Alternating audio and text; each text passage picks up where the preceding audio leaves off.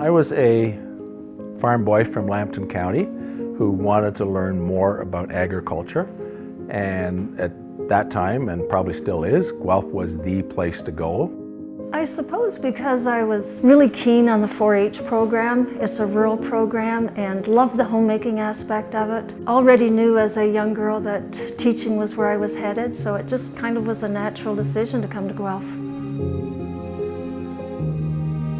So all English-speaking candidates from any province in Canada applied to OVC. I think there were something like 1,700 students total on campus from all the years. The coffee shop was a spot that people went for coffee. Some people lingered on to play bridge a lot. OVC was a pretty tight community because people were studying hard. They had fear behind them in terms of the fear of failure, for sure. The campus was much smaller. We traveled in a group from one class to another, so we had a lot of socializing en route. And there were so few students enrolled that you could say hi to people in their 3rd and 4th year and call them by name. And then we'd go to the library at night and study.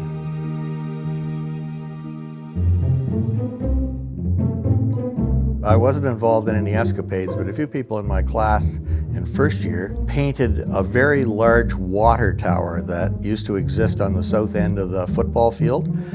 The water tower was black, and they got up one night and painted OVC 68 in large white letters on the side of the tower. Now this, of course, immediately gave away who the suspects would be.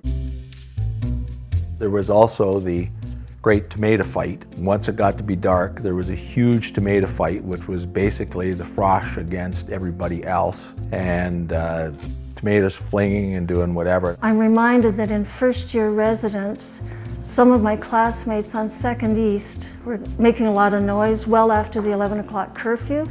And when Miss Kidd came up to investigate, their creative juices kicked in and they managed to deflect the entire blame on the 68 Aggie girls.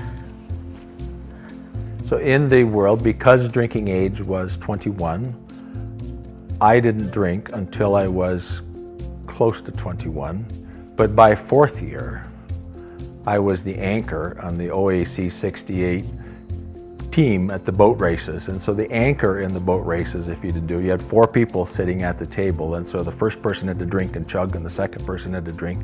And the anchor had to do 2, chug and chug. So I was the anchor. Now, our class had several quite memorable, post-exam parties and so on, but I'm not sure that really the details of those need to be revealed.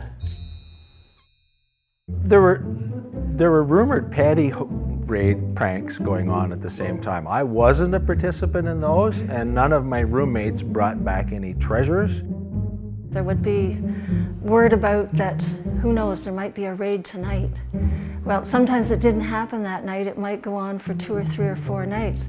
And nobody wanted to be caught in the shower, and nobody wanted to have curlers in their hair or with scruffy pajamas on. So sometimes there was a stop in time waiting for the panty raid to come. But after it came, I remember one of my classmates being terribly disappointed that somebody had rummaged through her drawers and all they took were her gloves.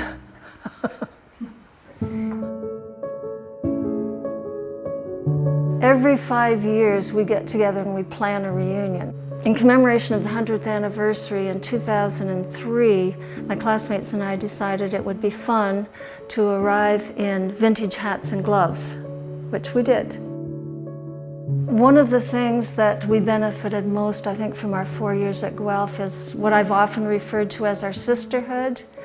And we developed that over the time we spent together on campus, and we've nurtured it in the last 50 years, and that's been really, really special. And to all of those classmates who aren't able to join us at the reunion, I just want you to know that you are missed, that we look forward to seeing you the next time, and we've got lots of giggles ahead of us. I'd be congratulating all of my classmates for the contributions that they made to animal agriculture, animal welfare and pet welfare, veterinary research, and certainly the regulatory activity that helped maintain Canada's quality level in animal agriculture. So I just say congratulations on your career. It's great to see everyone that came out to join us today. Those of you that are back for your first time at a reunion, and those of you that have been with us through the years. Thank you for the support and help. Thank you to the support for our bursary fund, and we'd encourage you to help another student forward and continue to contribute to that. So we hope you enjoy your weekend, and we hope to see you back here on campus 5 years from now.